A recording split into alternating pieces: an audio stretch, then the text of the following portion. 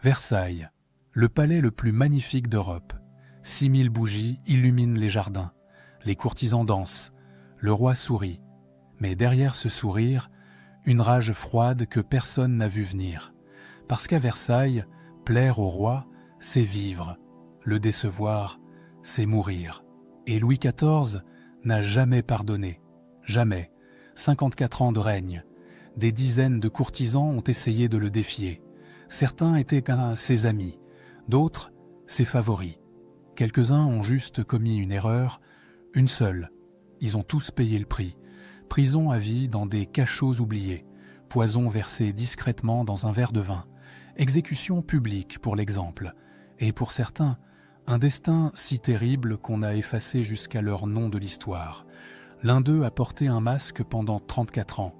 Personne n'a jamais vu son visage.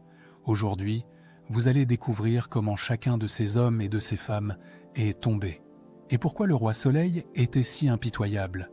Parce que la vérité derrière la splendeur de Versailles est beaucoup plus sombre que ce qu'on vous a enseigné.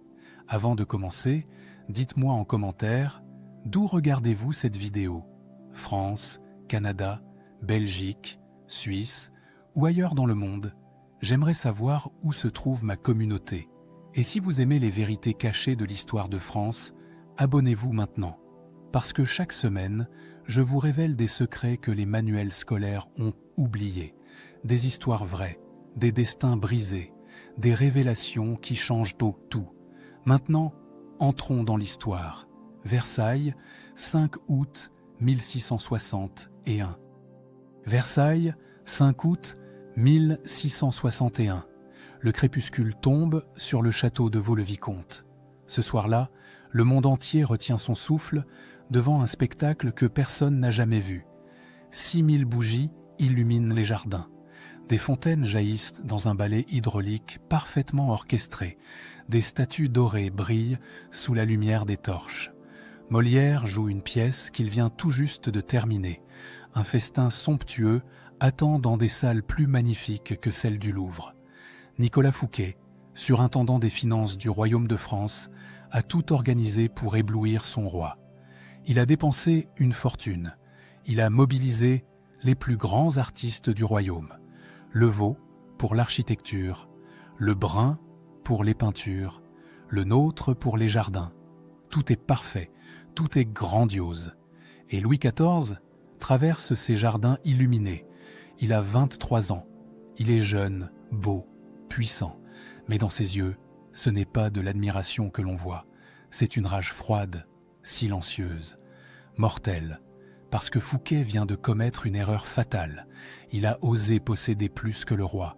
Il a osé briller plus fort que le soleil.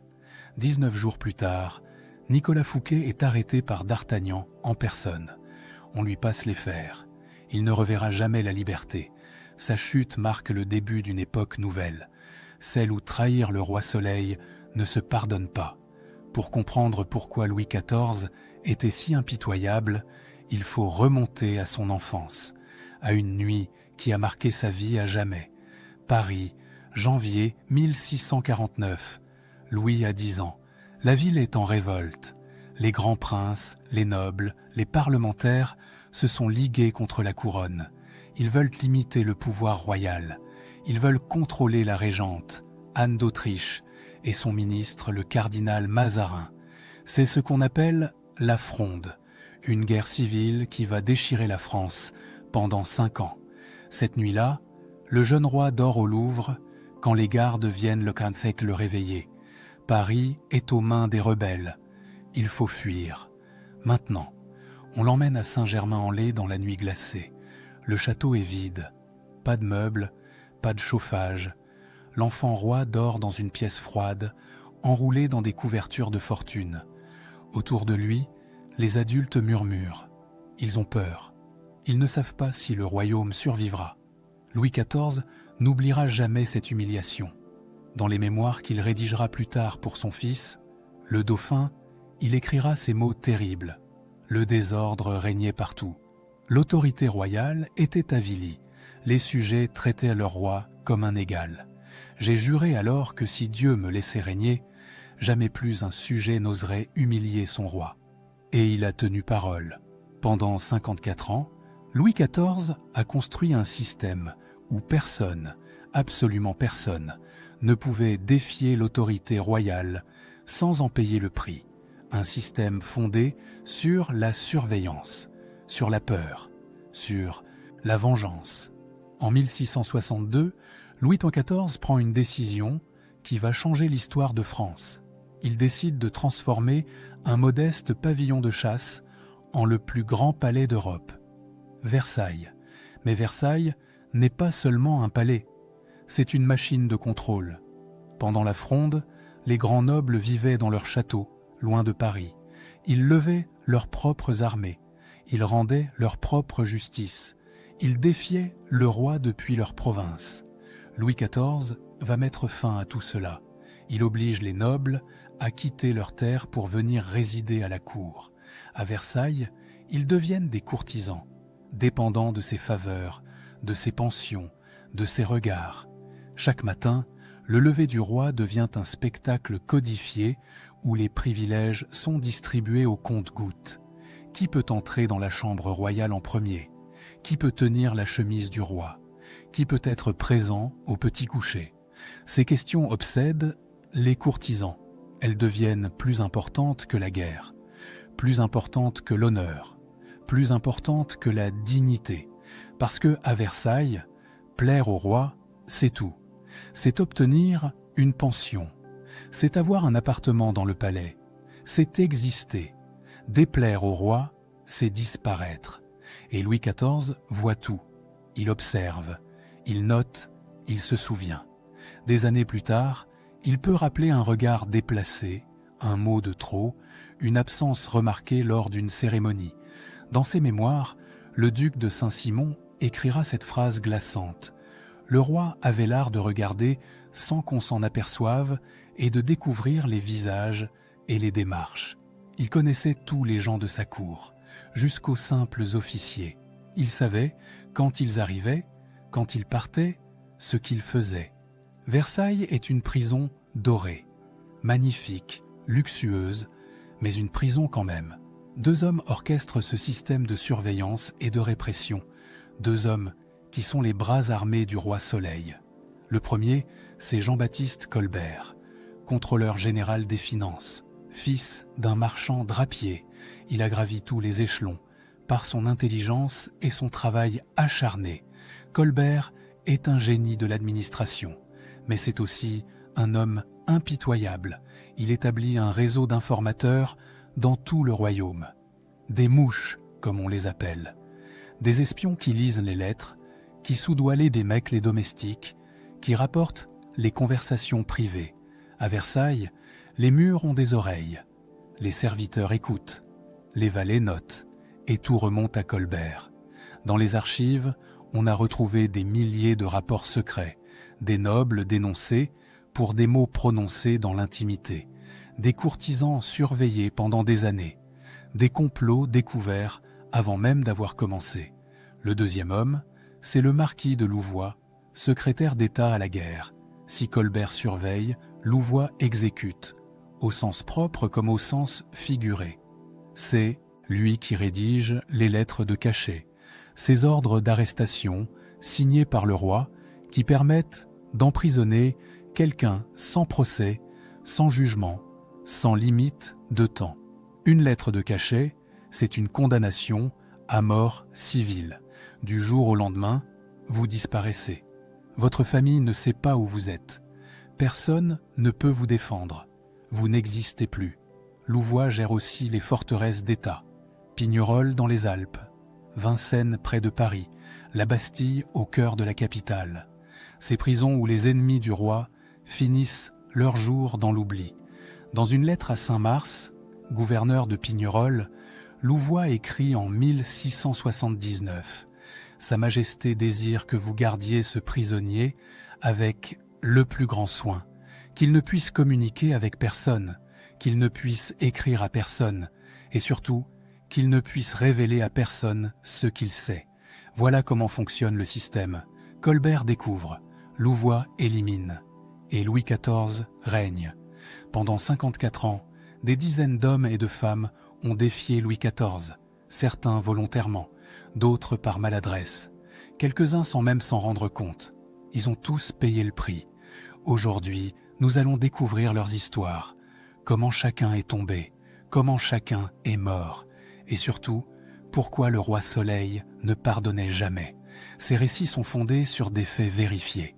Les archives de la Bastille, les mémoires de Saint-Simon, les lettres de Madame de Sévigné, les registres de la Chambre de justice, les correspondances privées retrouvées dans les dépôts nationaux. Certains de ces hommes étaient des génies, d'autres des favoris proches du roi. Quelques-uns de simples courtisans pris dans des intrigues qui les dépassaient. Mais tous ont découvert la même vérité terrible. À Versailles, on ne trahit pas le roi Soleil. Même une fois, même par erreur, parce que Louis XIV transformait la vengeance en art d'État. Revenons à cette soirée du 5 août 1661, à Vaux-le-Vicomte, au moment où tout bascule. Nicolas Fouquet n'est pas un traître au sens classique. Il n'a pas comploté contre la couronne. Il n'a pas levé d'armée. Il n'a pas conspiré avec les ennemis de la France. Son crime est différent, plus subtil, plus dangereux aux yeux de Louis XIV. Son crime, c'est l'orgueil. Fouquet est surintendant des finances depuis 1653. Pendant 8 ans, il a enrichi la France. Il a financé les guerres. Il a payé les armées. Il a géré le trésor royal avec une habileté remarquable. Mais au passage, il s'est aussi enrichi personnellement, énormément. Il possède des terres, des châteaux, des rentes. Et surtout, il a fait construire Vaux-le-Vicomte, un palais qui éclipse tout ce que possède le roi. Le jour de cette fête, Fouquet veut montrer sa réussite. Il veut éblouir Louis XIV. Il pense que le roi sera impressionné, qu'il sera reconnaissant. Il se trompe. Pendant toute la soirée, Louis XIV garde le silence. Il visite les jardins. Il assiste à la pièce de Molière. Il goûte aux plats somptueux. Mais son visage reste de marbre. À côté de lui, Jean-Baptiste Colbert observe. Colbert déteste Fouquet. Il convoite sa place depuis des années. Et ce soir, il voit sa chance. Dans la voiture qui les ramène à Fontainebleau, Colbert murmure à l'oreille du roi « Votre Majesté, a-t-elle remarqué les écussons de Fouquet ?» Un écureuil grimpant toujours plus haut, avec la devise « Jusqu'où ne montera-t-il pas ?» Cet homme se croit au-dessus de tout, peut-être même au-dessus de votre Majesté. Louis XIV ne répond pas, mais sa décision est prise. Dans les jours qui suivent, Colbert présente au roi un dossier accablant. Des années d'enquête secrète, des preuves de malversation, des détournements de fonds, des enrichissements personnels aux dépens du trésor royal. Certaines accusations sont vraies. Fouquet a effectivement utilisé sa position pour s'enrichir. Mais à cette époque, c'était une pratique courante. Tous les surintendants avant lui avaient fait de même. D'autres accusations sont exagérées, certaines carrément inventées. Peu importe. Louis XIV a décidé que Fouquet devait tomber. Et quand le roi Soleil décide quelque chose, rien ne peut l'arrêter. Le 5 septembre 1661, exactement un mois après la fête de Vaux, Nicolas Fouquet sort d'une réunion du Conseil royal à Nantes. Il marche dans la rue, entouré de ses serviteurs. Soudain, un homme s'approche. Grand, l'épée au côté, le regard dur. C'est Charles de Batz-Castelmore d'Artagnan, le capitaine des mousquetaires du roi, l'homme de confiance de Louis XIV. D'Artagnan pose la main sur l'épaule de Fouquet et prononce ces mots terribles. « Monsieur le surintendant, au nom du roi, vous êtes en état d'arrestation. » Fouquet devient blanc. Il regarde autour de lui. Ses serviteurs, reculant. Personne ne bouge. Personne ne proteste. En quelques minutes, on lui passe les fers. On le jette dans une voiture. Direction la Bastille. Le surlendemain, Louis XIV fait publier un édit royal. Jean-Baptiste Colbert était nommé contrôleur général des finances. Fouquet n'est plus rien. Le procès de Nicolas Fouquet commence en novembre 1661. Il va durer 3 ans. Louis XIV veut la mort. Il crée une chambre de justice spéciale, des juges choisis pour leur loyauté, des magistrats qui savent ce que le roi attend d'eux. Mais Fouquet se défend brillamment, trop brillamment. Il est avocat de formation. Il connaît le droit. Il démonte les accusations une par une. Il prouve que les détournements présumés étaient des pratiques autorisées. Il montre que l'argent prêté au roi n'a jamais été remboursé. Certains juges commencent à douter.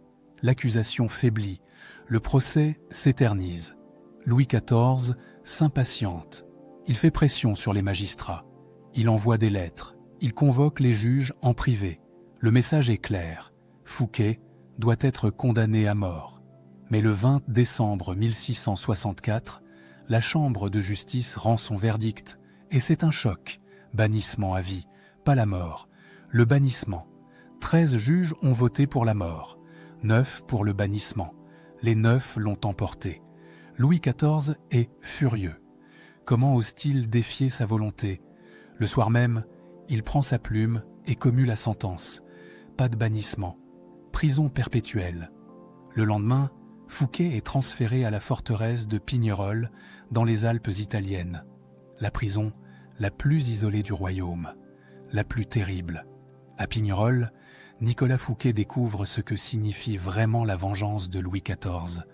Il est enfermé dans une cellule de 4 mètres sur 3, une fenêtre étroite, pas de feu en hiver, pas de livres, pas de visiteurs. Le gouverneur de la prison, Saint-Mars, a des ordres stricts, surveillance totale. Fouquet ne peut parler à personne, sauf à son valet. Toutes ses lettres sont lues. Ses rares courriers à sa femme sont censurés. Pendant 19 ans, Fouquet vit dans cette cellule. Il vieillit, il tombe malade, il supplie qu'on le laisse voir sa famille. Rien. Il écrit des lettres au roi, des dizaines de lettres. Il demande pardon. Il implore la clémence. Il rappelle ses services rendus. Louis XIV ne répond jamais. Dans une lettre smuggled out par son valet en 1675, Fouquet écrit ces mots déchirants. « Je ne demande plus la liberté. Je sais que c'est impossible. Je demande seulement de pouvoir embrasser mes enfants une dernière fois avant de mourir. Juste une fois. » La réponse est non. Le 23 mars 1680, Nicolas Fouquet meurt dans sa cellule. Il a 65 ans.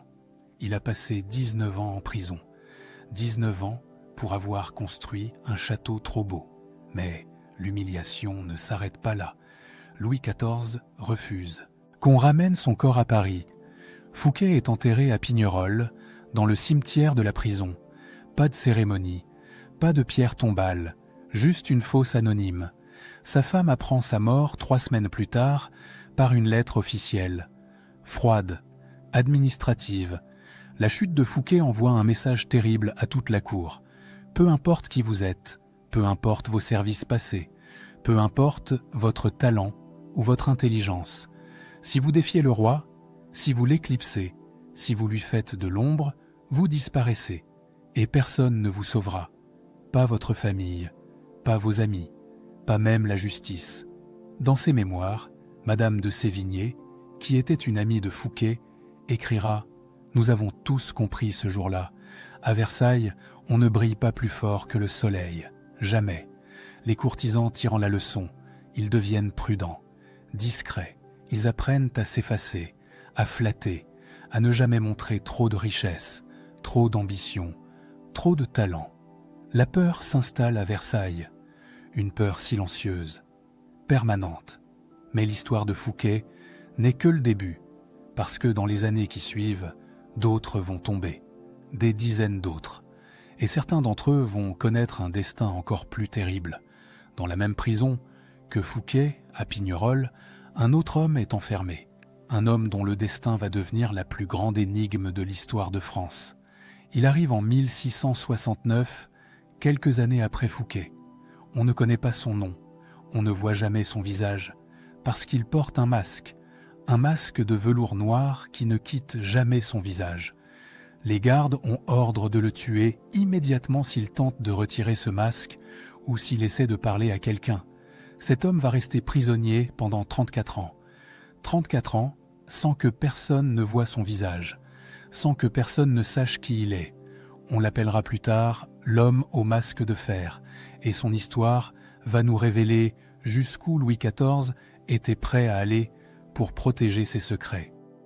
Il y a des mystères qui traversent les siècles, des secrets qui obsèdent les historiens, des énigmes qui ne seront peut-être jamais résolues. L'homme au masque de fer est l'un d'eux. Nous sommes en 1669. Un prisonnier arrive à la forteresse de Pignerol. Il est escorté par des gardes qui ont reçu des ordres extraordinaires, des ordres qui ne ressemblent à rien de ce qu'on a vu avant. Le prisonnier porte un masque de velours noir. Ce masque recouvre entièrement son visage. Il ne le retire jamais, même pour manger, même pour dormir. Sainte-Mars, le gouverneur de Pignerol, reçoit une lettre du marquis de Louvois. Une lettre dont nous avons gardé la trace dans les archives. Elle dit ceci: « Vous devez garder ce prisonnier avec le plus grand soin. Il ne doit communiquer avec personne, absolument personne. S'il tente de vous parler d'autre chose que de ses besoins immédiats, vous devez le menacer de mort. S'il insiste, vous devez le tuer sur le champ. » Qui est cet homme? Pourquoi tant de précautions? Pourquoi ce masque? Les hypothèses vont se multiplier pendant 3 siècles. La première théorie, la plus célèbre, vient de Voltaire. En 1751, il écrit que le prisonnier était le frère jumeau de Louis XIV, un frère caché, pour éviter une guerre de succession, enfermé pour qu'il ne puisse jamais revendiquer le trône. C'est une belle histoire, cette belle histoire. Dramatique, romanesque. Mais les historiens modernes ont prouvé qu'elle est fausse. Anne d'Autriche n'a jamais eu de jumeaux. Les registres de naissance sont formels. La deuxième théorie parle d'un homme nommé Eustache d'Auger, un valet impliqué dans une affaire d'État, peut-être un complice dans un complot, peut-être un témoin gênant d'une trahison. Les archives mentionnent ce nom à plusieurs reprises, mais elles ne disent jamais pourquoi il a été arrêté, ni ce qu'il savait. La troisième théorie est la plus troublante. Cet homme connaissait un secret royal, un secret si terrible que Louis XIV a préféré l'enfermer pour toujours, plutôt que de le tuer. Parce que tuer un homme, c'est risquer que d'autres découvrent pourquoi il a été tué. L'enfermer à vie avec un masque, c'est l'effacer complètement de l'existence. Pendant 34 ans, cet homme vit dans une cellule. Il ne parle à personne sauf à son gardien. Il n'a aucun contact avec l'extérieur, aucune lettre, aucune visite. En 1698, Sainte-Mars est nommé gouverneur de la Bastille à Paris. Il emmène le prisonnier masqué avec lui. Le transfert se fait dans le plus grand secret. Le prisonnier voyage dans une chaise à porteur fermé. Les porteurs ne le voient jamais. Les auberges, sur le chemin, reçoivent l'ordre de fermer pendant son passage. À la Bastille, le prisonnier est installé dans une tour isolée. Toujours le même régime. Toujours le masque, toujours le silence. En 1699, un lieutenant de la Bastille écrit dans son journal « J'ai aperçu aujourd'hui le prisonnier masqué dans la cour. Il marche seul, toujours avec ce masque de velours. Les gardes le suivent à distance. Personne ne lui parle. C'est comme s'il n'existait pas. » Le 19 novembre 1703, le prisonnier masqué meurt dans sa cellule. Il a environ 60 ans. Il a passé 34 ans derrière ce masque.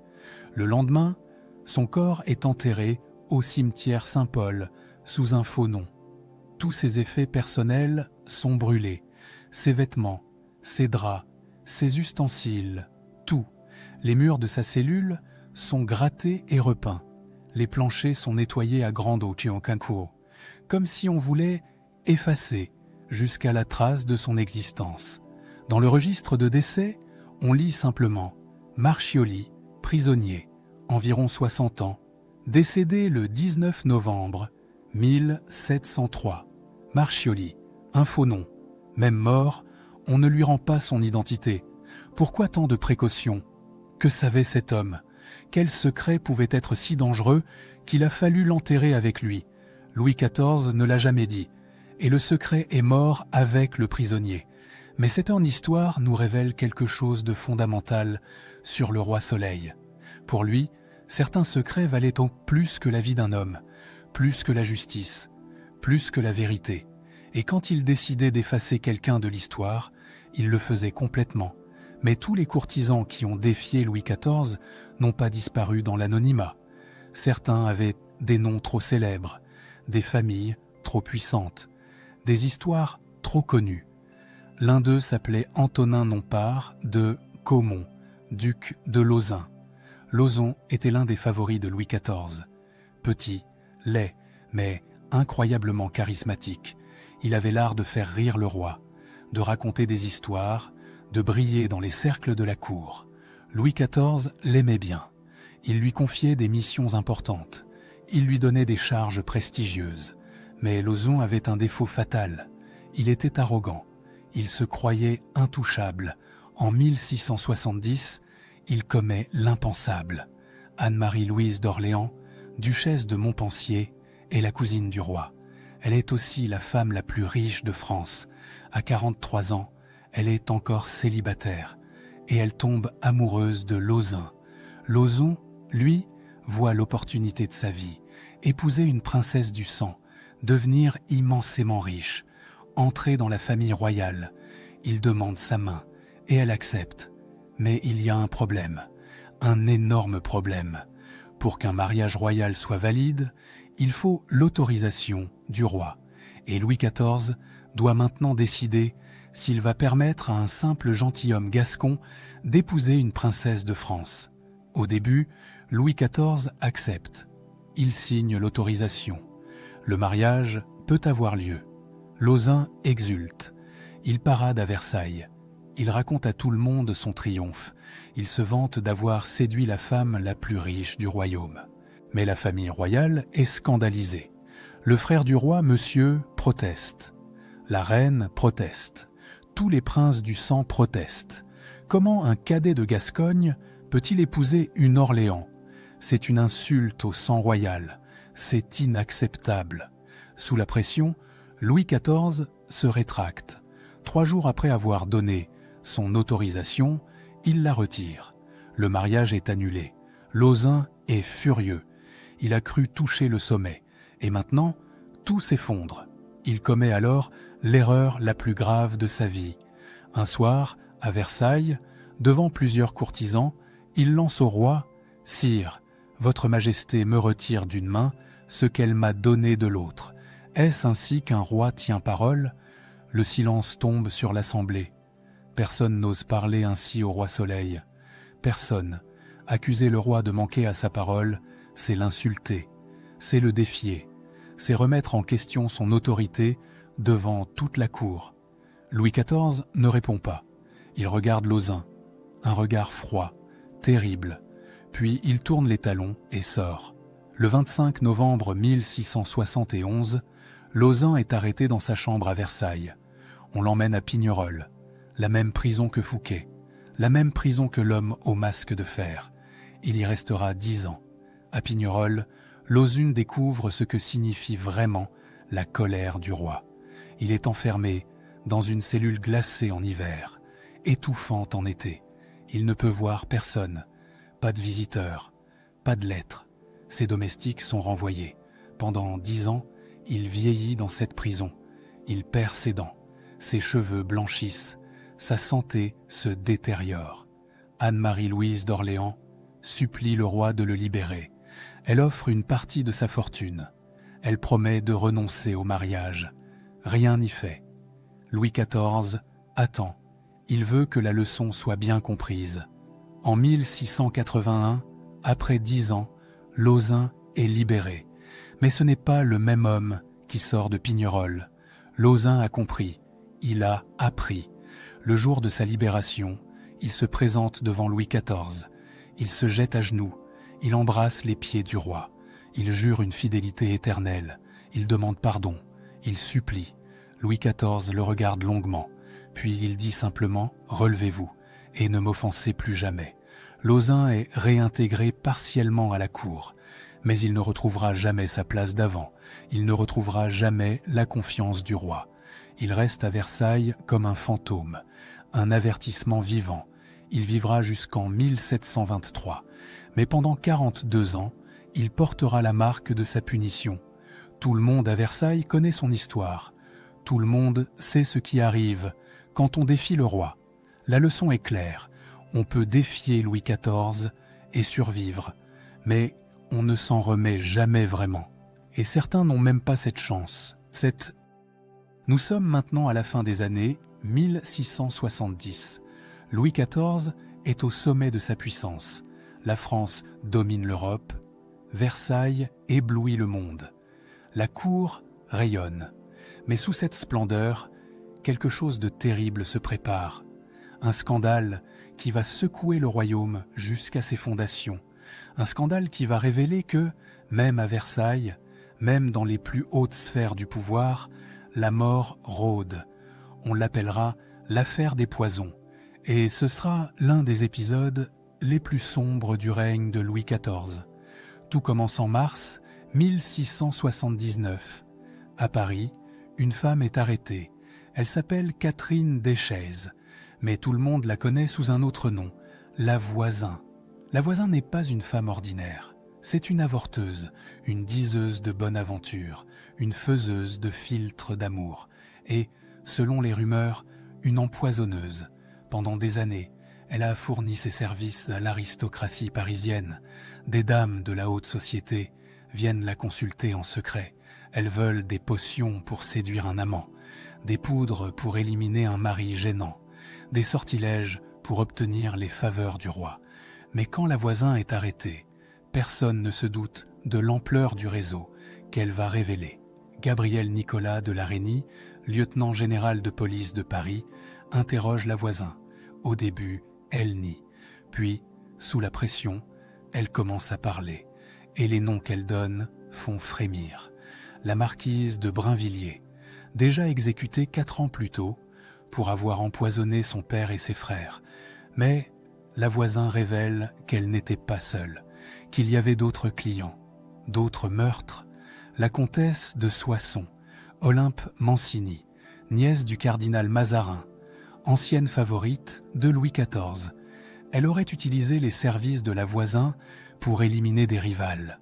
Le duc de Luxembourg, grand noble, maréchal de France, accusé d'avoir participé à des messes noires. Et puis, le nom qui va tout changer. Françoise Athénaïs, de Rochechouart, de Mortemart, marquise de Montespan. La maîtresse en titre du roi depuis 1667, la mère de 7 enfants du roi, la femme la plus puissante de Versailles après la reine. Les témoignages sont accablants. Plusieurs personnes affirment que Madame de Montespan a consulté la Voisin à plusieurs reprises. Pourquoi ? Pour garder l'amour du roi. Parce qu'à Versailles, être la favorite, c'est avoir le pouvoir. C'est obtenir des charges pour sa famille, des pensions pour ses amis. C'est influencer les décisions du royaume. Mais c'est aussi une position fragile, terriblement fragile. Le roi est volage. Il peut se lasser, il peut tomber amoureux d'une autre. Et du jour au lendemain, la favorite devient une ancienne favorite. Elle perd tout, le pouvoir, l'influence, même son appartement à Versailles. Alors Madame de Montespan aurait eu peur. Peur de perdre Louis XIV, et elle aurait cherché de l'aide. Selon les témoignages, elle aurait commandé des filtres d'amour, des poudres à mélanger dans la nourriture du roi, des sortilèges pour le garder sous son emprise. Mais certaines accusations vont beaucoup plus loin. Un prêtre défroqué, l'abbé Guibourg, est arrêté. Sous la torture, il fait des révélations terrifiantes. Il raconte avoir célébré des messes noires pour Madame de Montespan, des messes sataniques où on sacrifiait des nouveau-nés, des cérémonies où la favorite se couchait nue sur un autel pendant que le prêtre récitait des incantations. Ces révélations sont-elles vraies ? Certains historiens en doutent.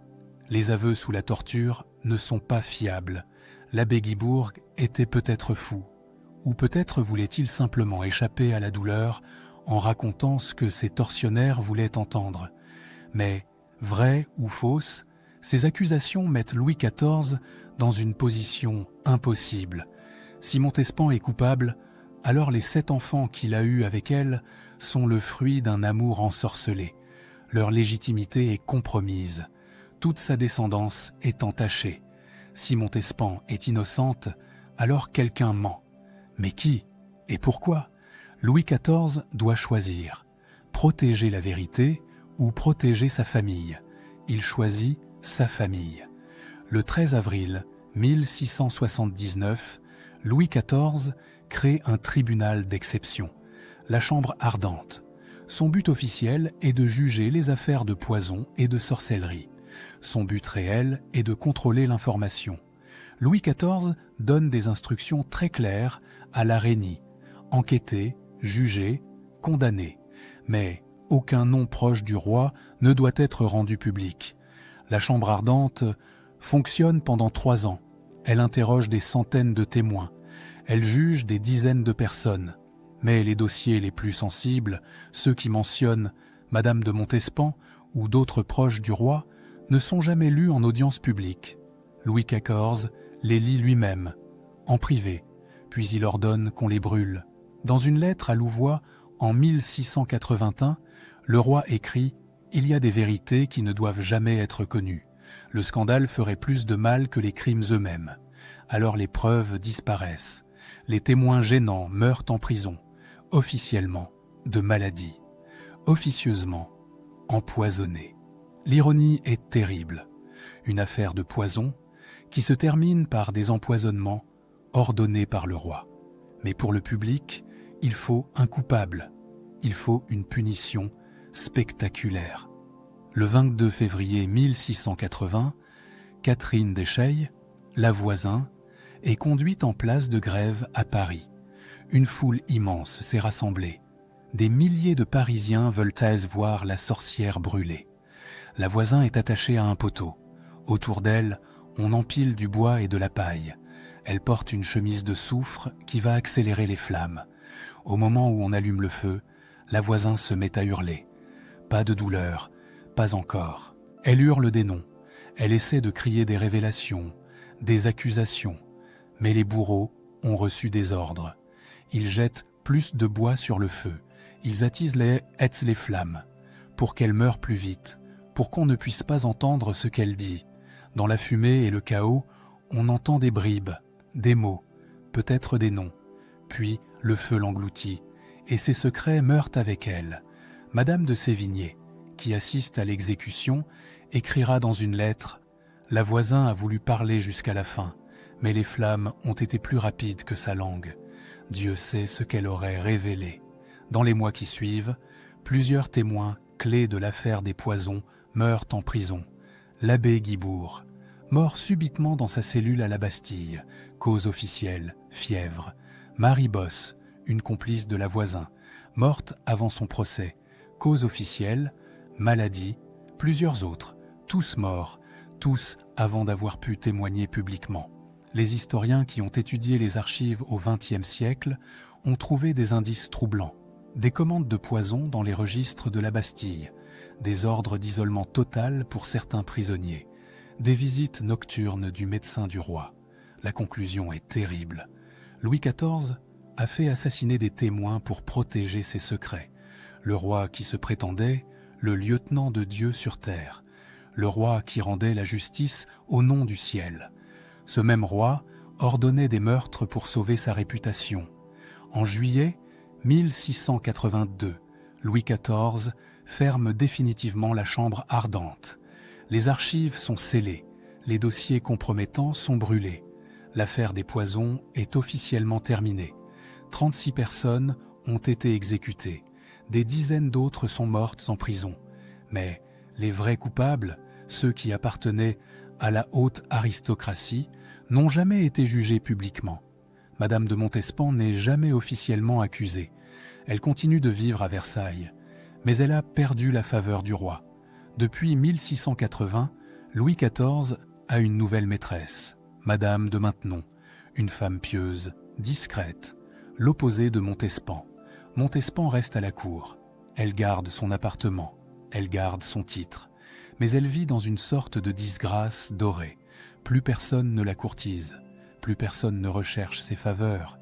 Elle sait que le roi doute d'elle, qu'il se demande si les accusations étaient déjà vraies, qu'il ne lui fera plus jamais confiance. En 1691, elle quitte Versailles. Elle se retire dans un couvent à Paris. Elle en y passe les dernières années de sa vie dans la prière et la pénitence. Elle meurt en 1707. Ses derniers mots, selon sa dame de compagnie, sont « J'ai vécu dans la splendeur, et je meurs dans la terreur.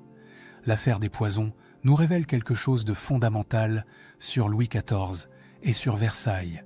Derrière la magnificence, derrière les fêtes et les cérémonies, se cachait un monde de complot, de jalousie, de peur.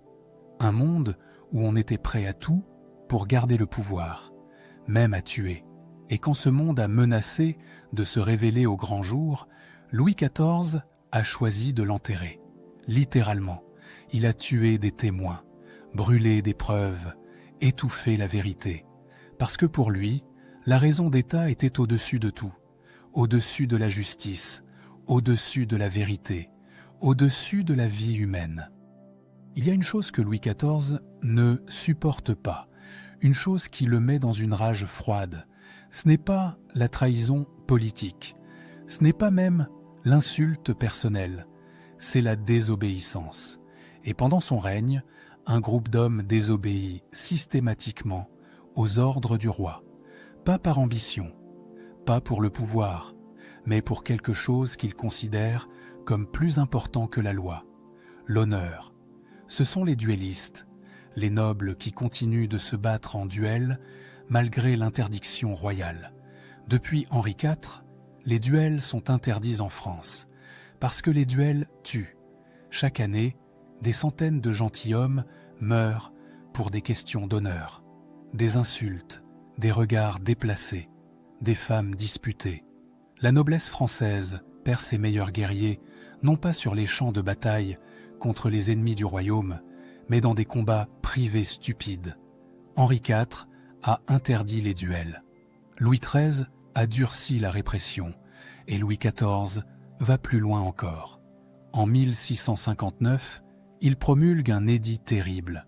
Tout duel sera puni de mort, sans exception, sans possibilité de grâce. Peu importe qui vous êtes, peu importe votre rang, si vous vous battez en duel, vous mourrez. L'exemple le plus célèbre date en réalité du règne de Louis XIII. Mais Louis XIV va s'en souvenir toute sa vie.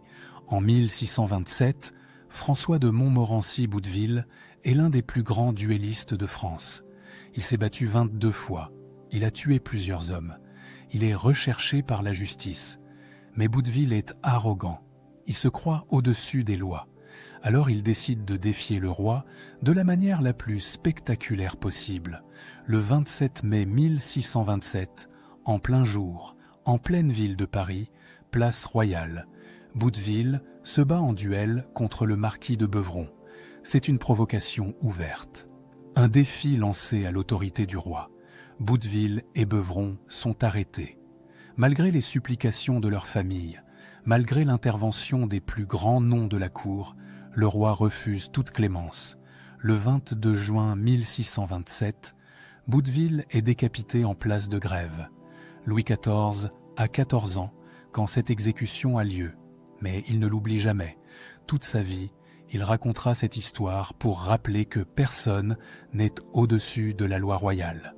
Quand Louis XIV commence son règne personnel en 1661, il reprend cette politique de répression, mais il la rend encore plus brutale.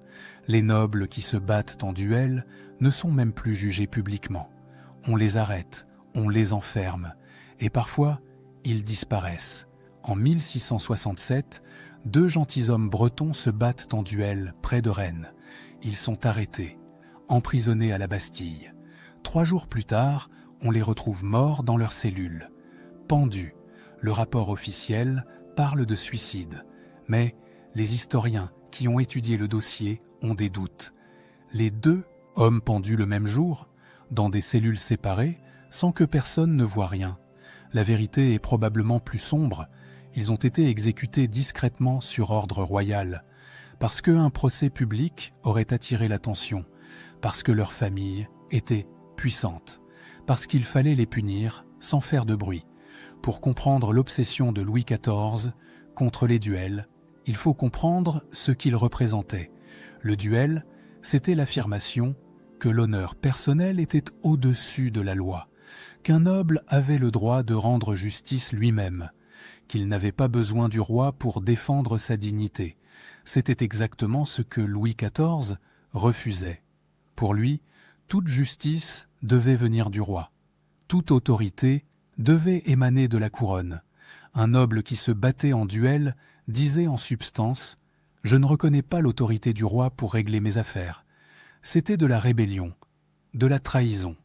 Alors Louis XIV a brisé cette tradition. Il a fait comprendre aux nobles que leur vie même dépendait de lui, qu'ils ne pouvaient plus se faire justice eux-mêmes. Peu à peu, les duels ont diminué, pas parce que les nobles avaient perdu le sens de l'honneur, mais parce qu'ils avaient peur, peur de la Bastille, peur de disparaître. À Versailles, on ne défendait plus son honneur par l'épée, on le défendait par l'intrigue, par la délation, par les faveurs du roi. L'honneur lui-même avait changé de nature. Nous avons vu maintenant plusieurs destins brisés. Fouquet, emprisonné 20 ans pour avoir construit un château trop beau, l'homme au masque de fer, enfermé 34 ans pour un secret qu'on ne connaîtra jamais, Lauzun, puni 10 ans pour avoir osé défier le roi, Madame de Montespan, tombée en disgrâce pour des accusations qu'on n'a jamais prouvées, les duellistes, exécutés pour avoir défendu leur honneur. Tous ces hommes et ces femmes ont payé le prix de la vengeance de Louis XIV. Mais une question demeure, une question qui traverse les siècles. Pourquoi? Pourquoi cette cruauté? Pourquoi cette implacabilité? Était-ce simplement un homme méchant, un tyran cruel qui prenait plaisir à briser les vies, ou y avait-il quelque chose de plus profond, une logique politique, une blessure personnelle, une vision du pouvoir qui exigeait cette dureté?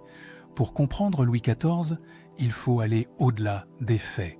Il faut essayer de pénétrer dans son esprit, dans sa psychologie.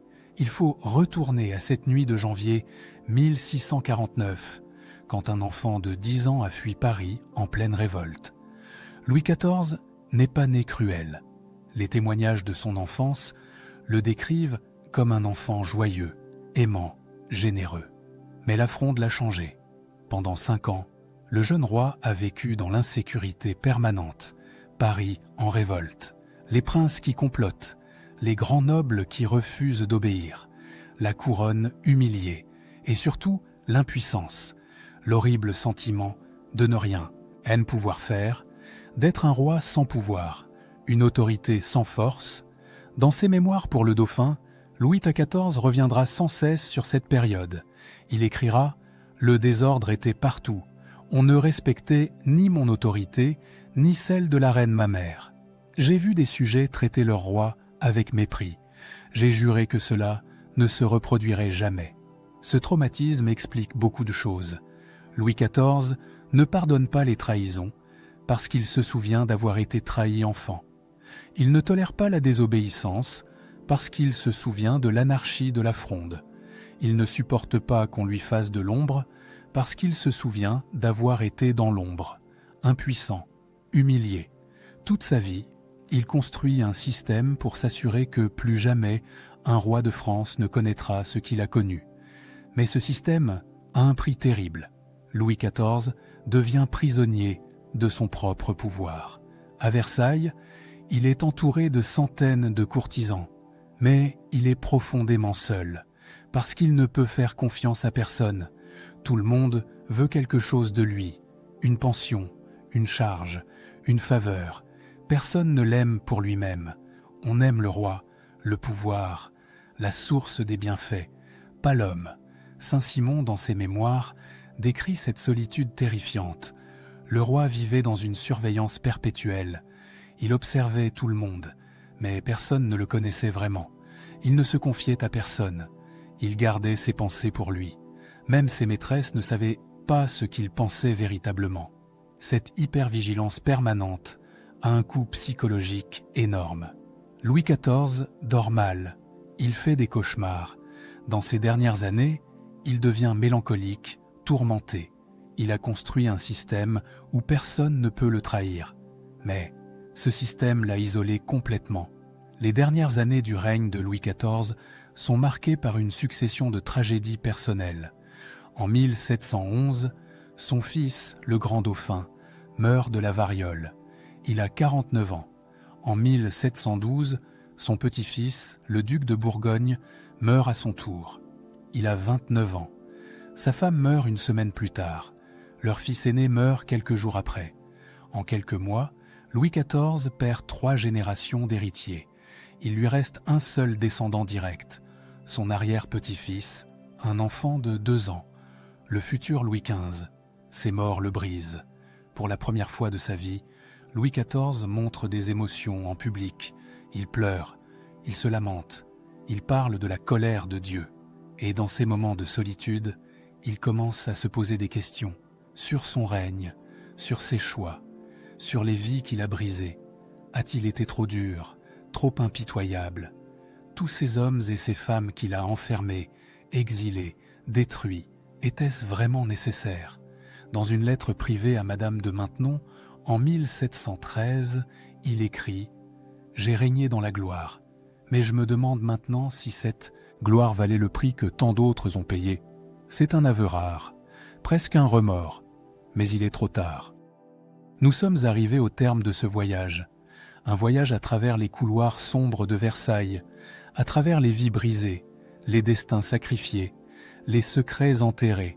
Nous avons vu comment Nicolas Fouquet est mort après 20 ans de prison pour avoir osé briller trop fort, comment l'homme au masque de fer a disparu pendant 34 ans sans que personne ne sache pourquoi, comment Lauzun a survécu 10 ans d'enfermement pour avoir défié le roi, comment Madame de Montespan est tombée dans la disgrâce et la terreur, comment des duellistes ont été exécutés pour avoir défendu leur honneur.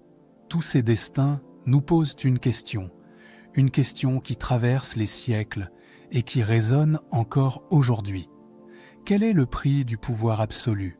Essayons de comprendre ce qu'était vraiment Versailles.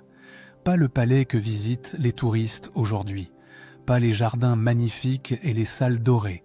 Le vrai Versailles, celui où vivaient les courtisans.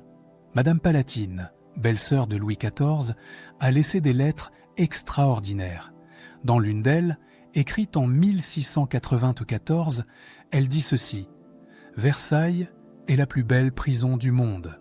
On y vit dans la splendeur et on y meurt de tristesse. On y danse et on y a peur. On y rit et on y pleure en secret. » Cette phrase résume tout. À Versailles, les nobles français ont perdu leur autonomie. Leurs terres provinciales étaient administrées par des intendants royaux. Leurs châteaux tombaient en ruine pendant qu'ils dépensaient des fortunes à la cour. Leurs armées privées avaient été dissoutes.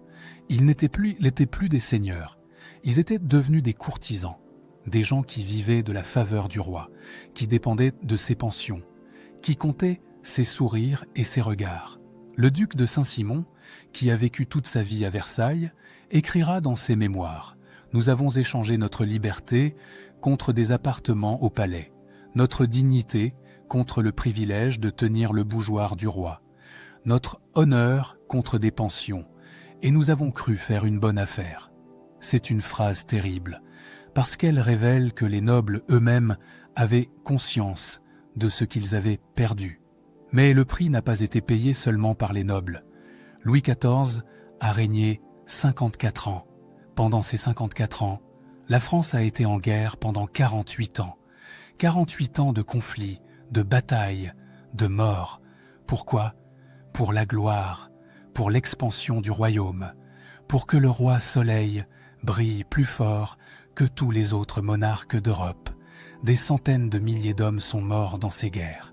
Des soldats français, des paysans enrôlés de force, des villages entiers brûlés en Allemagne, des populations massacrées en Hollande. Et pendant ce temps, à Versailles, on dansait, on fêtait les victoires, on construisait des fontaines. Le contraste est saisissant, insupportable. En 1689, la France traverse une crise économique terrible. Les récoltes sont mauvaises. Le peuple a faim. Les impôts sont écrasants. Cette année-là, Louis XIV fait fondre sa vaisselle d'or pour payer la guerre. Les grands seigneurs de la cour sont appelés à en faire autant. C'est un geste symbolique, un sacrifice. Mais pendant ce temps, les travaux de Versailles continuent. Les fêtes continuent.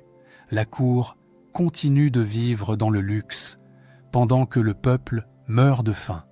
Dans une lettre de 1694, l'évêque Fénelon ose écrire au roi « Vos peuples meurent de faim. Ils vous maudissent. Votre nom, qui devrait être aimé, est détesté. » Louis XIV ne répond pas. Mais il n'oublie pas, Fénelon ne sera jamais cardinal. Sa carrière est brisée, pour avoir dit la vérité. Quand Louis XIV meurt le 1er septembre 1715, il laisse un héritage contradictoire. D'un côté, la grandeur, Versailles, les arts, la culture française qui rayonne sur toute l'Europe, la langue française qui devient la langue de la diplomatie, une administration moderne, des routes, des canaux, un royaume unifié. De l'autre côté, l'épuisement, une dette colossale, un peuple affamé, une noblesse corrompue, une cour où personne ne croit plus en rien, sauf à l'intérêt personnel. Le jour de sa mort, quand son cercueil traverse Paris pour aller à Saint-Denis, quelque chose d'impensable se produit. Le peuple rit, des Parisiens chantent, certains crient des insultes au cortège funèbre. Le roi Soleil, l'homme le plus puissant d'Europe, pendant plus d'un demi-siècle, est enterré sous les moqueries. Saint-Simon, qui assiste à la scène, écrira « J'ai vu ce jour-là combien la gloire est fragile. Un roi qui a fait trembler l'Europe est parti sous les rires du peuple qu'il gouvernait. C'était terrible à voir. Alors que nous retenons de cette histoire, que nous apprend la vengeance du roi Soleil. Une chose fondamentale, le pouvoir absolu corrompt absolument. Louis XIV était intelligent, travailleur, capable de grandeur, mais le système qu'il a créé l'a déshumanisé. Il est devenu incapable de pardonner, incapable de faire confiance, incapable de voir les hommes et les femmes autour de lui comme autre chose que des menaces potentielles ou des instruments utiles. Fouquet, Lauzun, tous ces courtisans brisés n'étaient pas vraiment des traîtres. Ils étaient simplement humains, avec leurs ambitions, leurs faiblesses, leurs erreurs. Mais dans un système de pouvoir absolu, l'erreur humaine devient un crime, l'ambition devient une trahison, et la punition devient impitoyable. Ce système a créé une France puissante, mais il a aussi créé une société où personne ne disait la vérité, où la flatterie remplaçait l'honnêteté, où la peur remplaçait la loyauté. Et quand Louis XIV est mort, tout cet édifice s'est effondré. La régence qui a suivi a été marquée par une explosion de libertinage, de corruption, de cynisme. Pourquoi ? Parce que pendant 54 ans, on avait appris aux Français à avoir peur, pas à être vertueux, on leur avait appris à obéir, pas à penser, et dès que la peur a disparu avec la mort du roi, plus rien n'a retenu les passions. Pendant des siècles, l'image officielle de Louis XIV a dominé l'histoire. Le roi Soleil, le monarque magnifique, le protecteur des arts, le grand bâtisseur, l'incarnation de la grandeur française. Cette image n'est pas fausse, mais elle n'est pas complète. Derrière le soleil, il y avait l'ombre, les prisons, les lettres de cachet, les vies brisées, les secrets enterrés. Les archives que nous avons explorées aujourd'hui révèlent cette autre face, la face cachée du pouvoir absolu. Et c'est cette dualité qui rend Louis XIV fascinant.